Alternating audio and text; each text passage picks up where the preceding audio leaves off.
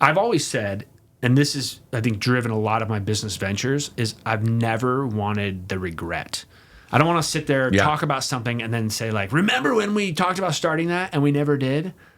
I don't ever want that. And so that has driven a lot of the businesses I've started or the work that I've done, because I didn't want to have that regret of, like, what if we would have done that? Well, it's not even the regret. It's like, I'm more scared of not trying.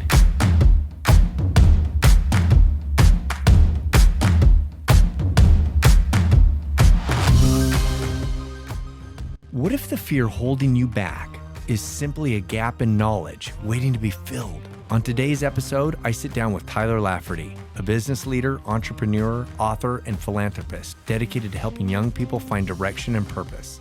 From co-founding multiple successful companies to launching Slingshot, a nonprofit that guides students toward fulfilling their careers, Tyler's story epitomizes the power of mentorship and taking small, meaningful steps toward big, audacious goals. His philosophy of constant learning and surrounding yourself with the right people proves that success isn't about having all the answers. It's about staying in forward motion and embracing the entire journey. Get ready to shift your perspective and take action as Tyler Lafferty shares how to find your purpose, chase your passions, and turn uncertainty into opportunity on this episode of Navigating Now. Tyler, I just want to say thank you so much for coming on today and wanting to be a part of this and share your message, because you are someone that I look up to. You're like a mentor to me. And ironically, we met each other through my wife, who works for Alaska Airlines, and met your sister-in-law. Correct. And they started talking, and one thing led to another where it's like, oh, yeah, my brother-in-law is an author, and my husband's an author, and they should meet, and they're both Spokane, and like, let's do that. And so I got your contact information, and I reached out to you, and you were so willing to meet with me and give me your time, which I appreciate. Of course. And you're like that person that I could brainstorm with. Yeah. Because you have been through the fire, and you have this experience that you can share. Yeah. And I think that's one of the greatest messages to people, that like surrounding yourself around people that have been where you want to go. For sure. Or are going through a similar experience, like that might be one or two rings of the ladder up ahead of you that you can learn from and like go back and forth. And so thank you for that. Of course. Absolutely. I'm glad we've had some wonderful conversations about, how do we market our books? How do we move forward? I mean, we both care deeply about seeing potential in people and like caring about that and wanting them to be their best selves. And so that's always a fun conversation when we get together. So yeah, I'm grateful. Well, and for you though, did it start with like you really could see that you were making a difference with kids? Yeah, for me, it started way back when, speaking to high school kids, college kids. Way back when, as if we're so old. 25. It was 25 years ago. That seems like yesterday. My wife was the first person that let me come speak in a classroom, which was her classroom, 8th grade in Federal Way, Washington. And I came in and talked about the internet, like what was the internet. And this is 1995, 96. So I was talking. I was still in college. I was an intern at a web development company.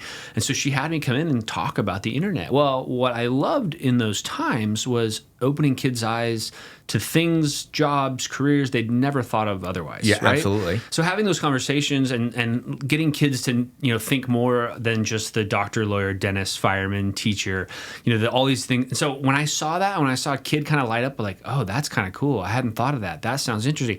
That was really fulfilling for me, and I wanted to do more and more of that. So even when I got into my professional career and was working, I still was making time to go into classrooms, talk to students, share my ideas, my thoughts, my kind of what I was up to.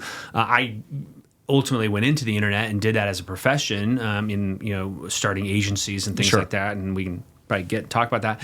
But I always wanted young people to dream big. You can do big things. You might not exactly know the path of how to get there, but you absolutely can do big things. And I'm going to cheer you on to make that a reality. Well, you're that greatest cheerleader for those kids. And for me, when I started martial arts classes, my instructor would say, Blue, you're at a rank now that go teach these kids. Yeah. And being able to teach is a whole different experience level, right? Because you're not really a master of anything until you can teach it to someone. And so to be able to teach that to these kids and see it light up and say, I remember the experience and what they felt like and what the emotion they said, like when they could eventually hit the splits or when they could hit a brick and break it or a board. And it's like, you almost take pleasure in that, like vicariously living through that. And so is that something that kind of egged you on? You're like, ooh, I see something more to this? Well, it is that something more. I believe this wholeheartedly that whether young people, adults, I think we all underestimate ourselves. Like to what detriment, is to be seen for any of us. But it's sad that we don't maybe see our own hidden potential because we don't completely understand what the path forward might look like. We don't dream big enough about what that could be. And so that for me was like, okay, what can I do to try to help them along that, to see that inner potential, to maybe spark some, spark some. That was a phone call. Yeah, only my family can actually ring through. My phone is on 100% silent all times. I'm sorry, that was my wife. I'll blame her later. I should have told her. Anyway, so I believe wholeheartedly in trying to help young people dream bigger about possibilities, see what they can do, and then most young people need a little bit of vision. You need to help them down that path of like, if I could show you what this looks like and show you how to connect those dots, then we can talk about some reality in your life of steps you can take to make that a reality. And I love that. That's a wonderful place to be, standing alongside someone to help them down that path. I love that work. But when you're with the kids, for example, did you ever find that there was an issue where you could show them the path or multiple paths? So there's multiple directions that you could go, but it was like, when you're in that point, was there a point in your mind that you were like, what is going to get this kid to actually drive themselves or inspire them to do it? So like, why would I go get a degree and pay for college, and then if I can make enough money working at Fred's spot right here? It's like, what was it, the drive how did you challenge the kids with that? Yeah. I think it's really, if I'm agnostic to what the plan might look like, right? I just want them to see or challenge them if they're dreaming big enough, which a lot of people don't know or realize kind of what that can look like, because we tend to see the experiences around us, whether it's family, friends, and oftentimes that's where we associate our own possibilities. Right. Sure, of course that might be true, but there could be so much other things you could be doing. And I joke with young people all the time, if you want to go, and I always pick on insurance and banking, but if you want to go sell insurance, more power to you. Sure. If you want to be in banking, more power to you. I have some wonderful friends that do both of those and have absolutely wonderful, rewarding careers. If you're doing that just because your mom does that or your dad does that, what aligns with you and what you're about? And so when kids start to recognize that, so if I start to do work that I'm good at, that I'm innately gifted in, that I have the right, skills at, because you have different skills than I have, and it's good to recognize what those are and identify them.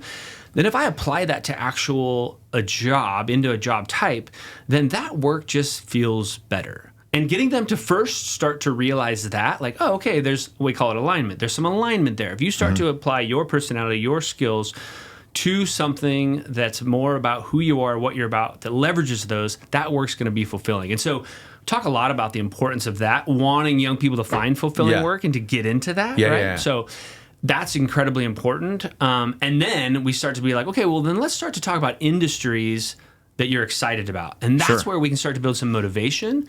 Hey, did you know you could go get a job in skateboarding?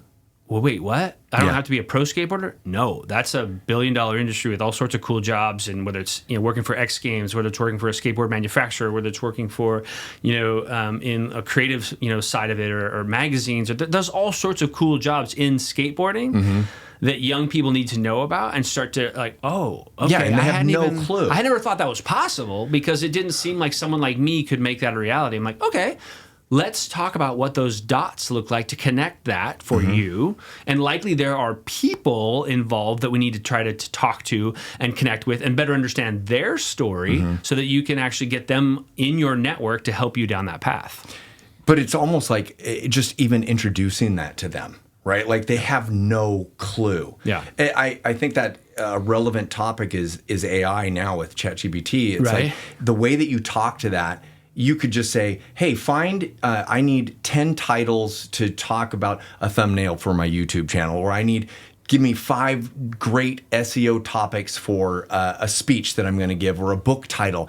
And it can give you 5 or 10. But how you talk to it, if you don't know what the potential for that is, if you just change a few words and you kind of brainstorm, or you talk to other people who have gone through that, it's like, I had no idea I could ask it for such specific identifiers, right? And it's like all of a sudden it gives you this giant list. And you're like, whoa, I had no idea I could work for Red Bull, even though I'm not a pro skateboarder, right? And I think that's so interesting. I love that you're bringing that light to light.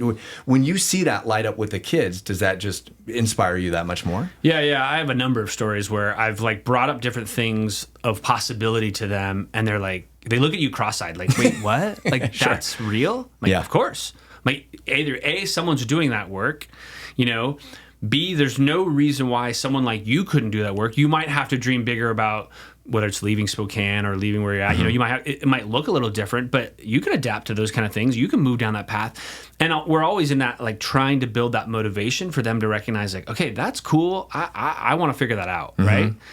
And so it is really fun to open a young person's mind to that possibility. And what I hear time and time again from people who do this work with us, young people, is they say, you helped me realize I was dreaming way too small. Oh, I love that. They start to see that there's more possibilities. And I always say that usually what creeps in, of course, is fear for everyone. And what I've learned over time is fear is usually a lack of information. And when you start to get more information about a situation, about something you're going after, or whatever it might be, that fear tends to subside, and you start to understand what a potential path might look like. You start to get excited. You start to say, okay, I can make that happen. You start to see, again, I talk all the time about those dots, connecting those dots. Like, okay, I now have a better picture of what that might look like. Now I'm excited to walk down that path. Well, or it could be experience, right? Like the more experience you have, the more information and knowledge that you have, it lightens the load. It changes your perspective to see it objectively versus like taking things personally, right? Were you that way? Like, who inspired you as a kid to kind of realize that I could be more than I overheard you one time talk about that you wanted to be an FBI agent. And I wanted to be a ninja. Honestly. Absolutely. And I wanted to do CIA work or an FBI, but it was like I thought that's what I wanted to do, and I had no idea that I would become and do what I do now. I mean, that's 30 years ago, right? So what drove you? Yeah, for me, when I was a kid, it was something in the music industry. I really wanted to. I mean, of course, I wanted to be the rock star. I mean, I wanted to be on stage. I joke all the time, and I do it with kids, where I talk about that, and I'm like, favorite band right now. Led Zeppelin. Led Zeppelin. Yeah, I wanted to be Robert Plant. I mean, he's the best. I mean, and let alone Led Zeppelin is not even arguably the best rock band of all time, the best assembled musicians. Sure. I wanted to be Robert Plant. I wanted to be on stage. I wanted to get that adoration. And I wasn't a horrible singer, but it probably wasn't going to be the path for me. But what ticked me off is I didn't start to identify what the other cool jobs in music were. Sure. And I tell stories all the time about how cool it would have been to have been a producer, how cool it would have been to be a sound engineer, how cool would it have been to have been an entertainment lawyer, how cool would it have been. The list goes on and on and on of cool jobs in the music industry that I think I could have found incredibly fulfilling and exciting. Of course, I would have had to found the right ones that leveraged my core skills, what I was uniquely good at. But that would have been amazing.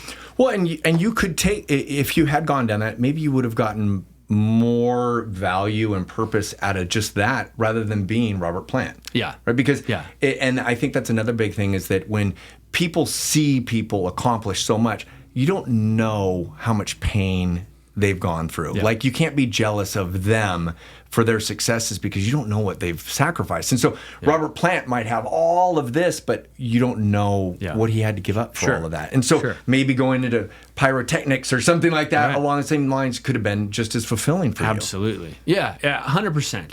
And I think we also, you're getting to talking a little bit about the importance of valuing the journey. We're all trying to get to the thing. We're all trying to get, and we fixate on what that thing is and what we want and the goal that we're trying to achieve, instead of potentially looking at the journey and saying, hey, I'm going to learn a lot on this journey. Yeah. And that is going to be really valuable and important. And so if we can change our mindset on what the journey looks like and what we're going to learn along the journey and how valuable that is, sometimes it could potentially be even more important than the actual, the end goal. 100%. And I think that is a theme that a lot of our guests are saying. It's like, it's the journey is the failure is the whole journey. And it's like that. But I think that we are who we are because of the moments in time that we've had, the connections that we've made, the failures that we've had, the rejections that we have, the positive influences and the negative influences. It's like, that's what molds us. And I love that you said, like, oh, we're all chasing the thing.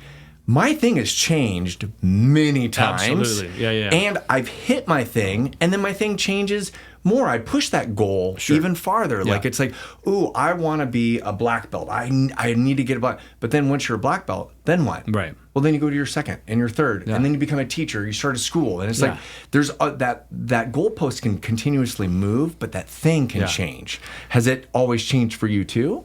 Yeah, it has. But I just want to say in that moment, like, and you might have gotten your black belt, first degree, second degree, whatever it might be, and it's actually okay to be then done, right? Yeah. It's okay. Yeah. And now I'm going to get into woodworking. It's like that's okay. And I think people need to embrace that, and that's how some people are wired. Like, I'm trying to conquer this, and then I want to go conquer that. And I want, it's like, and so.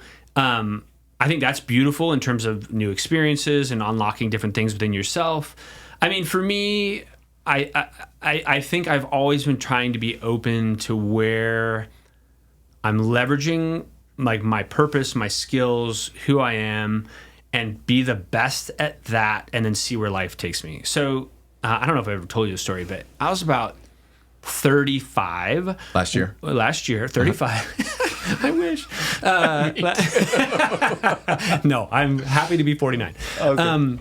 When I was about 35, somewhere in that era, I truly started to understand what my purpose was in life, right? And like it just kind of hit me, and it was threefold. Three things. One was to be the very best business person I could possibly be. I was gifted with business skills, to make good decisions, to be a good leader. For whatever reason, I was, and that's a retrospective position, opinion of mine, to look back and say, hey, I've been blessed with this over the last, however, at that point, 12 years, maybe more. I had been doing that kind of work, and I was good at it. I'd been, quote, successful at that work, and not just that money is the only measure there, but I'd been successful at that. So one of my purposes I recognized was I needed to honor that. I needed to be the very best business person I could possibly be. And to me, that wasn't about go and make more money. That was about honoring my employees. That was about building the best companies I could be, about building the best cultures with my people and my partners and my teams.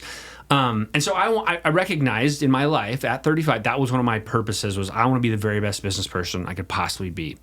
The second one was there will likely be fruits of that. There will be, and what I mean by that is money, profits. There's going to be, if I do this right and do it well, there's going to be profit.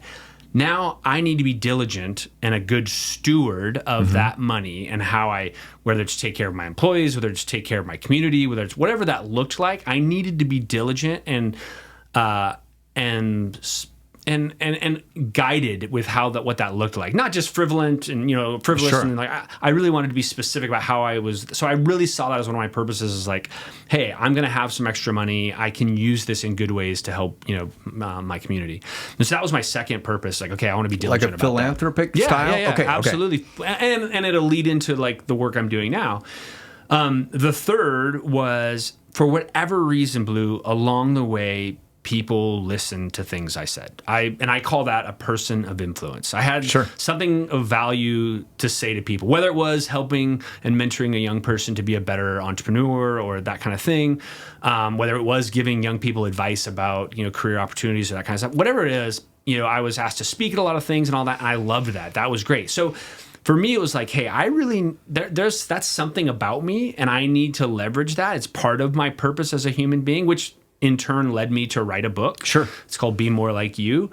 That book about helping young people find hope and vision and a path forward for their future. And I wanted to, as a quote, person of influence, I wanted to take that seriously and to do something about that, which then in turn, we decided to start the nonprofit and it's called Slingshot, but start Slingshot in a way that we could go in and help, young people, both high school and college and at high, here, whether it's here in Spokane at different high schools or different colleges around, we wanted to be able to have programs that help them dream bigger about possibilities and then show them how to go down that path. So for me, it really was about like, hey, I know that if I do this, I'm going to grow as a human because I don't know how to do all those things perfectly yet. I'm not an expert. I'm not, I still have a lot to learn in all of those areas.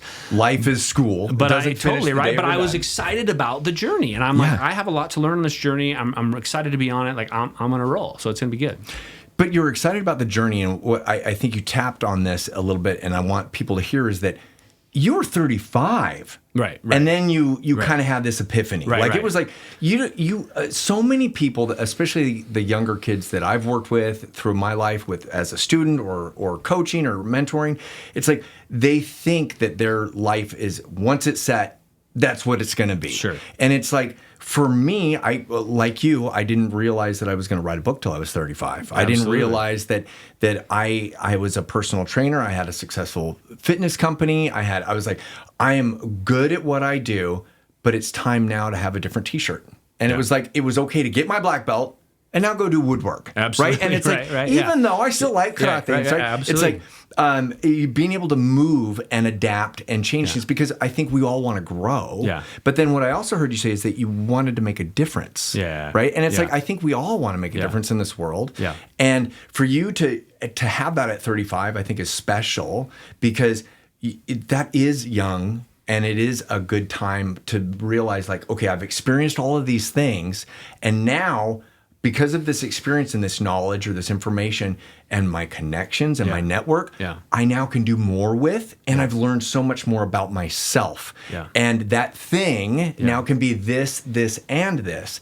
I also like that you mentioned that for some reason, people say that I'm magnetic. And Brennan, the producers, made fun of me. He's like, when I first met you, I thought you were always like, it was kind of a facade. You were always energetic and maybe you like, right? No, I'm always 110%. Like, don't give me an energy drink, right? And so it's like, I'm super excited. And it's like being that magnetic person where people are like, oh, this person has some kind of memorable thing, valuable thing, or a referable thing. And it's like, for you to have that person of influence, like that's awesome that you felt that and that people did gravitate to you. Yeah. But you utilized and leveraged that, and then you started businesses, you started networking, you started helping these kids, you started your philanthropy work. It's like when you realized that people did gravitate to you and that you did your speaking, and I don't want to mean like you're getting up as a keynote, but like when you spoke, people actually did value what you said. Yeah. And I think that's kind of a mentoring side, but it's like, how did that drive you to continue on? Well, it's always trying to get better at that craft, right? I mean, there was times where I was, a keynote or that kind of stuff. I was being paid to speak here or there or whatever.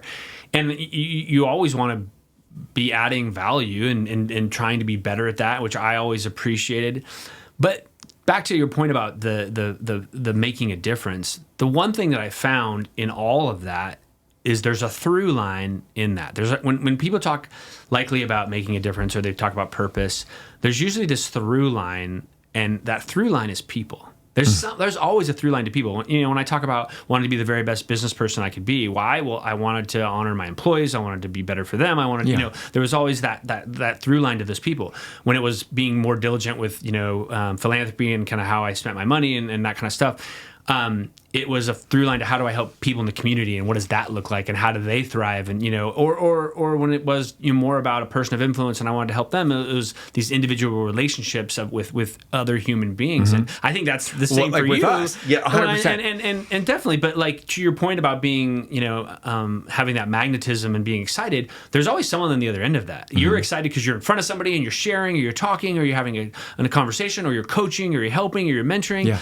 But we have to remember that there's always this through line of humanity to one another that kind of is that bridge and that connector, which is so incredibly important and necessary to this work and everything we're doing. Why we're sitting here is we want to add value to someone who's listening to this to go, I hadn't thought of it that way. And Yes. that is valuable and important, not because you and I are self-aggrandizing or we think this is really we all could be totally somewhere else at this moment, but we chose to be here together and hopefully adding some sort of value to somebody that's going to listen to this and say, oh, I hadn't thought of it that way, or that's inspiring to me, or I want to move a little bit differently, and like that's cool. So yeah.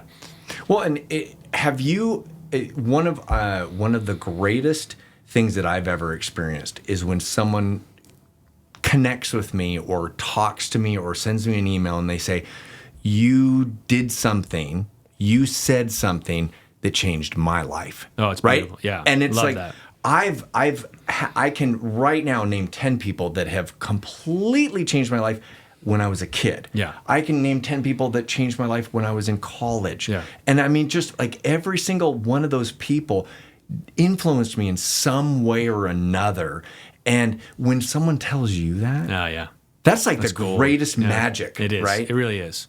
And I'm sure being in Spokane and I'm sure you run into people and you're like, oh my gosh, Tyler, I heard you say this at a speech. I Sure. read your book. I have, yeah. I overheard you at Ignite or something Sure, like that, sure. and you changed my life. How does that make you feel? Yeah, I love that there's something wonderful. If you can think that you maybe had a little bit of a help in them being a better person, leaning into who they are, being more authentic and unique, to be their best self, like that's the best. I love getting that feedback, and that's beautiful. Yeah, agreed. You mentioned once you were like you did a post on your book, and it was like, oh my gosh, when somebody sends me a picture of them with my book, the best. and you're just like, There's something magical you about can touch. it. You can reach out and touch someone. That means they likely paid for it. That means that they're. I mean, there's a bit of an engagement that happens, right, when someone reads your book and it's your thoughts that they're consuming. There's something really personal and wonderful about that I always appreciate. I just got off the phone this morning with a woman, and she's like, I just ordered your book. I can't wait. And you kind of like, it takes you by surprise, like, oh, like, thank you. Like that, I mean, it's just something wonderful when someone takes interest in that and wants to, dive a little deeper. And like, yeah, if we can all help people down that path just a little bit more, like you said, pay it back a little bit for people that have, done it for us along the way. And I think to that point is, I think sometimes we don't realize, even in some of the most benign conversations, that those things are happening. Oh, right? 100%. And we take it for granted or whatever. And someone walks away going, I hadn't thought of it that way. And you're just like, oh, that's the way I always think, right? It was second nature to you, but they found, and I find that with people I talk to, I'm like, oh, that was so profound what she said. But that's probably her everyday life. She doesn't think twice of it, and like those are magical moments too. But I think that's also like with personal training or martial arts schools, and it was like some people would join a class and they're like, oh, that teacher really resonated with me. I could see eye to eye, and they could move me, they could inspire me. But then I've been to a different school and with a different instructor, and you're like, this guy's a jerk, and I don't like being here. It's the same school, same style, same everything. Right. And it's like how you connect with another person is truly important. Yeah. And I think that's one of the benefits that you have when you're teaching, when you talk to kids, is that it's like being able to see things through a different perspective and the ability to connect and network with people so that you can see it in a different way. But it's like the way that they tell you that story. I guess I want to ask you, what helps you reach people the most, especially the kids? Is it through storytelling, or is it through the experience of your story, like your personal stories? Because you mentioned the book, but it's like, and that is a story of Rory, but at the same time, it's like, what is it that you feel really connects when you speak? I think it's uniquely different to every kid, because I hope that something I say resonates, something, I have felt that way too, or if I'm talking about my own failures or I'm talking about struggles I've had, like, I try to put myself into the shoes of the person I'm talking to or listening, because, and I am incredibly bad at this at times, it's really easy for me to just rattle off Tyler's perspective, Tyler's point of view, and it's like, I need to stop. And we work with a lot of young people in some really tough situations, and I need to be really conscious in where they're coming from, how they're feeling that day, what that is. And I want to be real in those moments. And so over time, I've tried to be better and better about understanding when I'm maybe in a room that's different than, with young people that are different from maybe how I grew up or that kind of thing. From the north side in Spokane. Yeah, exactly. Me being a South Hill kid. Yeah. I know. I think if I can find those little points where I can find connection, where we do have similarities, where we do, that there is something special about that. And for them to, hopefully I see where they're coming from, they see where I'm coming from, and we can kind of, have that connection. But I think that's the starter, right? That's what gains that trust immediately. Trust is huge. And Absolutely. It's like, if you can connect with that one value, and it doesn't, and I'm not just zeroing in on kids. It's like your ability to go to a networking function with C-level groups. Sure. It's like your ability to connect with someone is so important. Yeah. I know that you kind of thought that you would go back and do business school. Yeah. How did you learn the business language? How did you learn the ins and outs, besides failing? Sure. To become successful at some of the business ventures that you've gone on? I've had good people in my life. Being in the... Enough said. I want to just because it is. It's like having good people in your life. Okay, continue. And dare I say, surround yourself with good people, but make sure you're connecting in with good people who you've appreciated their perspective, where they've come from, their experiences.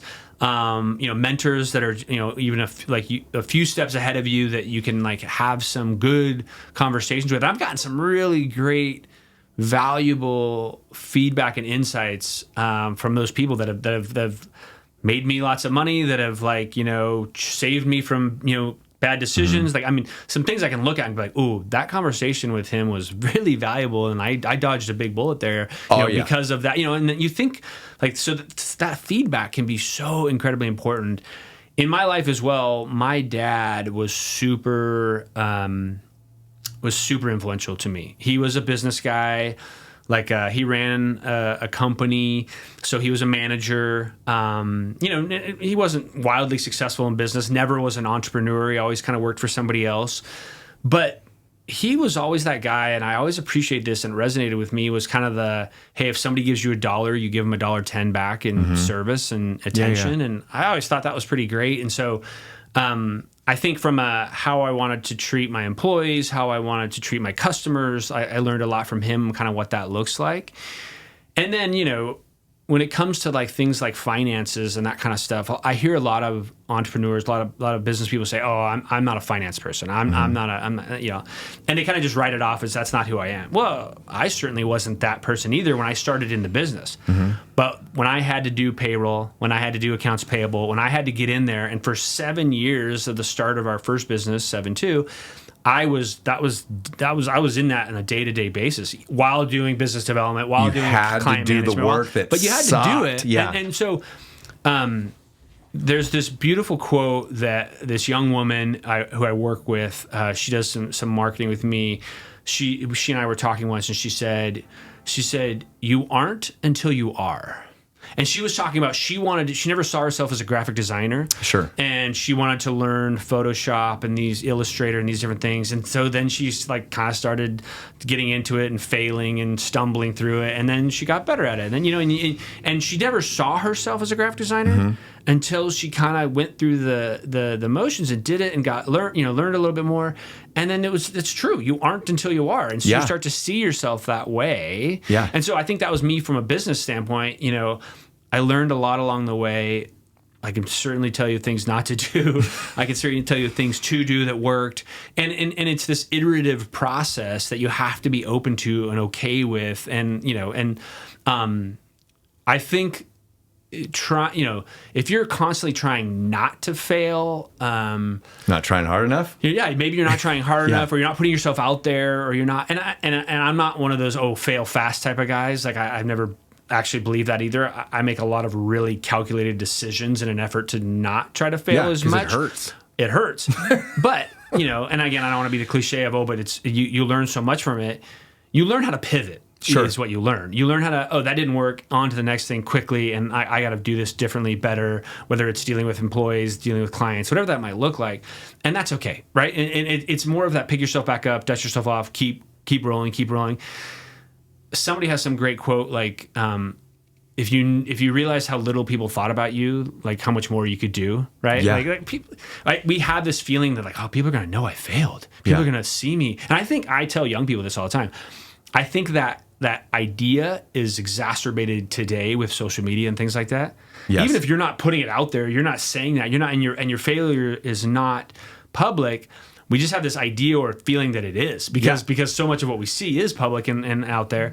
And so I think it stunts people to take action because they're afraid of what people might care. I'm like, how much do you worry about someone else's failure? Yeah. None. I mean, I've had this conversation with my kids a lot. Like, how much are you worrying about, your friends' failure and kind of being able to laugh at them and all Nothing. that? None. Well, then Nothing. Why does that, right. catch you and to not do some things that you want to do? But I love that you just said that about your kids. But it's like, it's the same with an adult. Oh, it's absolutely. Like when it's human nature. It is human nature. But that's the whole point. Like, it's like when your kid is trying to win at a game and they fail, they lose. Yeah. They lost the thing. As an adult or a parent, you sit down and you say, it's okay. There will be another game. Because in reality, there is another game, right? But the kid doesn't realize that. Well, either do adults. And the reason is because we're so like scared of the pain that's going to come, it does stunt us. It stunts us from chasing our dreams and going after dreams that are even big enough, right? And just having that vision, I think that's so important. I love that you can have that conversation with your kids. Have they always been open with that? Have you done that forever? No, of course not. They're my kids. No. Okay. No, open to it, sure. Still hard to swallow and like keep walking down that road. Yes, I mean we're all constantly learning in those, and me personally as well, right? Like, where do I not want to look like a failure with my wife, or where do I not want to look with my business partners, or like So I think we're all being careful and conscious as we walk down that road, recognizing that they still love you, they still care about you. It's not that big a deal, and so I think we all have to be a little careful of how much or how little people think of us, and to know that, I just need to keep rolling, right? That's so important. Yeah. Well, I want to go back for a second, because you had mentioned it's like you had to learn payroll. You had to learn taxes, B&O. You had to learn all of these things. And it's like, I would say to the audience, like, it's easier now to learn than ever before. You don't have to always go to business school. You don't have to read this book. YouTube, I have learned so much about YouTube, about how to beat the algorithms, how to do SEO for just even our channel. Like, how do you increase your subscribers? And it's like, if I do 20 hours of work, hard work on YouTube, I might not be an expert, but I know a lot more than the average person. And it's like, it's at our fingertips now. But you just said a dirty word. Which is? Work. Oh, I know. Nobody wants to do the hard work that's required. I don't mean that pejoratively. Right. I don't mean I that. I really did say something. But no one does, right? Yes. I don't want that to I don't want that to be a bad thing. I want to flip it and say, we need to recognize that it takes the work. 100%. And be okay with that, right? And that it's not going to be this quick fix. And I don't know about you, social media has absolutely killed my attention span. Yeah. Like, I on purpose will I got to put the phone down for a few hours, or even literally days if I can, or just get it out, because I know that it has shortened my attention span because I'm just like, next. Yeah. And I always tell young people, I'm like, hey, can we agree that that's the case? And most of them raise their hand like, yeah, they're kind of bashful to say it, but I'm like, yeah. I'm like, that's okay. Mm-hmm. But just recognize that that's the truth, and that when you do have to sit and focus and get in on something and do the work, it's going to take some time, and that's okay. And I think that a lot of young people struggle with that.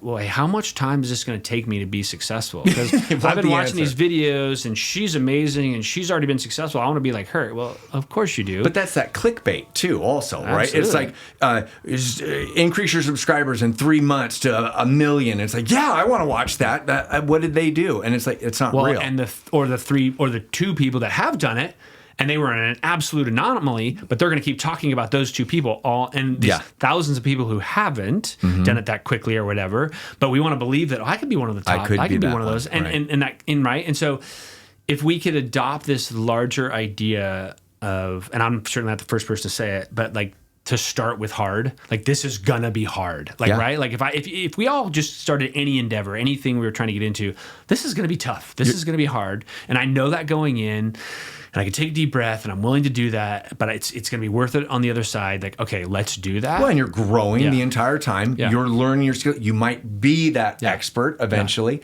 right? And it's like putting the reps in. Heidi mentioned this the other day that she loves Mel Robbins, and she's Mel Robbins talked about putting the reps in, like as in like working out. And it's like Arnold Schwarzenegger doesn't look the way he did just because he did X, Y, and Z. It's like he did so many reps, right? Every single day, the consistency. And it's like trying to grow a YouTube channel. It's like it's about being that consistent thing, and it's about putting the reps in and having to. I don't want to sit around and learn how to do everything. No. I just want to be the next sensation. Absolutely. I want to be the next Mel Robbins. Like, hello, exactly. I see Mel. I want to be Mel. 100%. How did she do it? 100%. Well, she had some kind of path. How do I try to follow one? Well, it took a lot of hard work. Well, the joke there is the overnight sensation. Yes. Like no one usually is an overnight sensation. They've maybe just recently got famous. You didn't see the 10 years before that they were slugging away to make this something big. And Mel's been in the game a long time. She's definitely having a moment right now in the last couple of years, which is amazing. But she's not new to this. She's been doing this for a long, long, long time, right? And again, I think we have to remember that putting in the reps, doing the time, it is good. And to recognize, like we said earlier, that I'm going to learn a lot along this journey. And that's going to be valuable. And I'm willing to do that. And I will say this. And you can help other people too. You absolutely along can. That journey. It's like when you're learning, you're like, oh, this person wants to learn too. And you guys can go banter back and forth and you can brainstorm. But I just want to say that at 49 years old, I'm still reminding myself this all the time. So I don't want anyone to think like, oh, Tyler sounds like he's got it all figured out.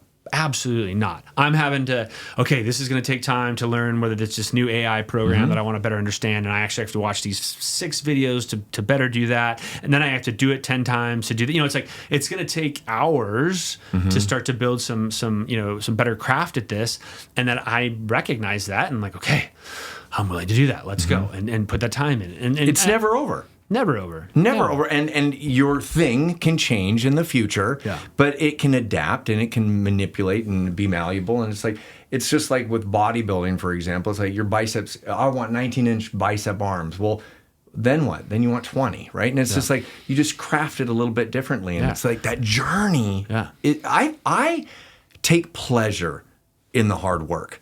Because then I can look back and say, power to you. Man, I forgot what it was like before I knew that. Like, I'm like, what was I thinking? I thought I knew everything at 18 years old. I mean, not to get too cliche, but it's like climbing a mountain, right? Like it's hard and you get to the top and you can look back and be like, I did that. Like, right? There's something valuable about that, the hard work. I think that all of us need to recognize it's not as easy as we see it to be, as we see it on social media or that kind of stuff. And it's okay to put the time and energy and effort in to trying to find that success. It's going to take time. It's going to take time. And Gary Vaynerchuk talks about, for years he said, it's not a sprint, it's a marathon. And I think that's a beautiful way to look at it and a mindset to believe that like, hey, this is a marathon. I need to change the way I see this journey, this work that I'm doing. It's absolutely a marathon. And it's not just going to be like that. And all of a sudden, one day you look back and you see, I talk about when I wanted to do finance as well. I went to UW and I was like, okay, I want to do finance. I want to do like get into the banking and the financial. And it was like, I remember when someone told me, start a Roth IRA and just see it. And when you did at the time, I think it was like $2,000 you could do a year, right? And it was like, oh my gosh, the drudgery behind it. It was just like, my account's now $4,000, and it's like I could go make $4,000 this month, right? Like working really hard. Why am I putting the 4,000? And then all of a sudden it's 6,100, and then it's 8,000, and then all of a sudden it's 2,500 a year you can put. And all of a sudden you look back and you're like, there was a time, this pivotal moment, this tipping point where now the interest takes off, and it really is, the compounding is way above more than what you can put in. But you can't see that at the beginning. You're just like, oh my gosh, $2,000. Right. But now you can look back and say, I am so glad I did that I started at that time. So there's no better time to plant the tree than today, even though it was 20 years ago, it would have been the better time. What is something that you are right now doing where you're still maybe afraid of taking those chances and starting a business venture or helping? Like, is there something that is in your future that you're still a little timid on? Yeah. Well, I would say it has to do with the nonprofit that I'm in. So like I said, we do work in schools, universities, high schools, where we coach kids in schools to do, what's called the ideas framework, to do the ideas framework. We also do a one-on-one coaching program where we can match a young person to one of our coaches and do that work with them. And then we have an online course. You can actually do just go at your own pace and do the online course. But the thing that I'm really leaning into that I believe can have the biggest impact, that we can really scale this thing, that can be an absolutely big economic engine to basically pay for the nonprofit. Because I'd love to be a nonprofit that's not always asking for donations, but that we actually have a good enough product that we're just it stays within the business and keeps us growing. Which is, we're growing something called the Academy, and it's our guided group coaching. And so it's a Zoom-like environment where young people get on 20 to 30 in a group with a coach. It's a 5-week program. So these cohorts come together for 5 weeks, once a week for 5 weeks, and they have group discussions. They talk about all the ideas framework and what we do in that and how to go down this path. And then they have access to our online course and all of our videos and resources and activities, and they do that as well. But man, right now, I want to grow that nationally. I want to take that and I want to have these cohorts going on in every time zone across the country. Not just here. Not just in Spokane, not just with local youth. I want to do it, all across the country so that we can have the most impact we possibly can. And that those that are paying for that, then of course, that helps drive, again, I said, that economic engine for the nonprofit. Yeah. To me, it's a big, hairy, audacious goal of like what that could look like. And I have vision for what that is. And I have, pieces of that filled in and kind of have an understanding.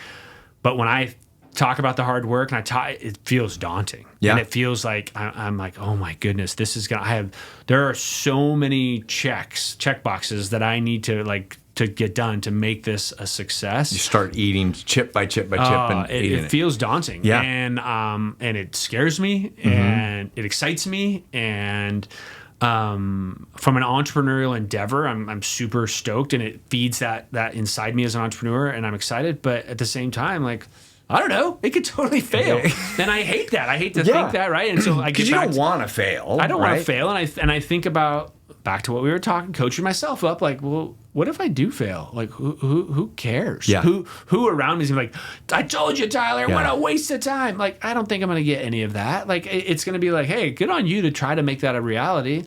Because it could hit. It could hit. It only takes that one hit. And even if it doesn't, so what? It doesn't matter. Like, what? Like, I can look back and at least be like, you know what? I busted my butt and I tried. So I tried to put the energy in and I tried to make it a reality. Like, I'm proud of that. I've always said, and this is, I think, driven a lot of my business ventures, is I've never wanted the regret. I don't want to sit there, talk about something and then say, like, remember when we talked about starting that and we never did? I don't ever want that. And so that has driven a lot of the businesses I've started or the work that I've done, because I didn't want to have that regret of like, what if we would have done that? Well, it's not even the regret. It's like, I'm more scared of not trying. Sure. Right. And it's like, if I don't try, I'm never going to know. And then if I think back, I'm like, oh, why?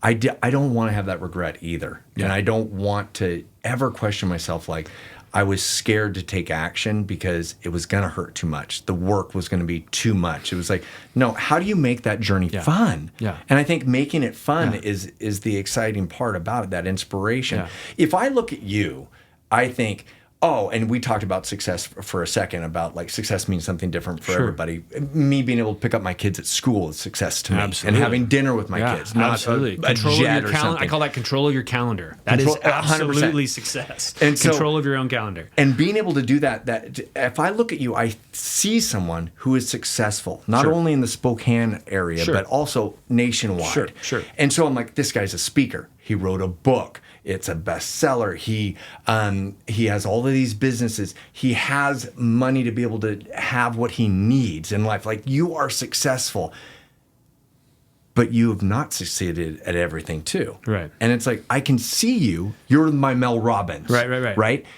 What have you hit along the way? Like, what is the hardest no, or what is the biggest rejection where you were like, you kind of question yourself, like, maybe I should go back to being an FBI agent. Yeah. Right. Well, I want to say something. Like, having had a lot of great success, and quote success, is, I'm going to go back to your analogy about the 19-inch biceps. Like, as you're building these 19-inch, I'm not there yet. Maybe, are we talking 12? No, you're looking 13? Good. You're looking good. But 17-inch biceps doesn't look horrible, right? Like, and so, like, quote, I would call that success, right? Maybe it didn't hit 19 yet, and more power to you if you want to try to go there. But 17 looks and feels pretty darn good. And like, and so my quote successes, I've got 15-inch biceps. I've had 16-inch biceps. I've had 17. I've had some success along the way, which has been great. To the audience not watching, he actually has 23-inch biceps. Yeah, I wish. Wouldn't that be wonderful? The places where I've struggled, where I've had issues, is when I've jumped in probably a little too fast, a little too confident, a little too much bravado. Like, I can do this. I've had these other successes. Of course, I could do this. We opened some cafes. We had some juice bars here in Spokane, and by probably all intents and purposes, by people looking from the outside in, they were a success. We did it for 10 years. They were hard, and I would never say any of them were incredibly, quote, successful from a financial standpoint or anything like that. And then maybe that was how I was gauging those, was success based on money. I would say that I was judging them on, it wasn't the economic engine maybe that I would have hoped for, that maybe some of my other businesses were, that then maybe felt worth it. It was really, really tough. And on some level, I almost look at them as failures, because I wasn't able to find a way to make them more successful or more profitable, or it was just a really tough industry, tough businesses. The same, we had gyms. So we owned a spin, yoga, and TRX studio, kind of a couple of them here in Spokane. And we had our moments. We had success, and where, yes, the economic engine was working and they were profitable and that kind of stuff, but then COVID hit. And it just felt like we got decimated. And that was just, people couldn't come to gyms. And then even if they could, some wouldn't. And so you just had these these huge uphill obstacles, absolutely uphill battles. And so a lot of that felt like failure as well, where maybe I didn't see the success that I would have wanted or had hoped. But I learned a lot along the way, of course, like that's important. And I've also used that to coach others, right? Well, and not only that, but you take those failures, those lessons, those takeaways, and you apply it to your next venture. Absolutely. That didn't work with this. It probably won't work with this. And you're just learning along the way. Yeah. And I think there's a lot of things we think we can do, and let's be honest, it's actually okay when sometimes you can't do it. Like, it's not the end of the world. And like, oh, I thought I could be successful at that. I really couldn't. but that's okay. I can be successful at these other things, or and so I think we learn about what is more aligned with who we are, and maybe what we're better at, and that can be really beneficial as you think about decisions moving forward, right? And that's not to get too cliche, but like leveraging that learning along the way is incredibly necessary to anyone's own personal success and their path. Absolutely. Right? Well, and not everyone can be a gold medalist. Right. There has to be a silver. There has to be a bronze. There has to be a runner-up. There has to be like the alternates to the games. It's like not everybody is going to get that gold, but it is that journey getting there and the experience that you're taking, and what you do with it, right? And how you leverage those skills and that failure and that rejection to your next path forward. Yeah. What is next on your agenda? Are you going to write another book? And where can people find you and learn more about you? I appreciate that. Another book could be in the future. I think it'll be interesting to see. I think my next step is to do a revision to what I currently have. Things have changed in the last 4 years. I want to do some, our core of what we do is still absolutely the same and it's beautiful, but I want to add some new things in. So I think there could be some revisions coming to that. Our best way to find me is likely through our nonprofit. It's called Slingshot. Our web address is helloslingshot.org, and that's a great way to find if this resonated with somebody, or they wanted to learn more.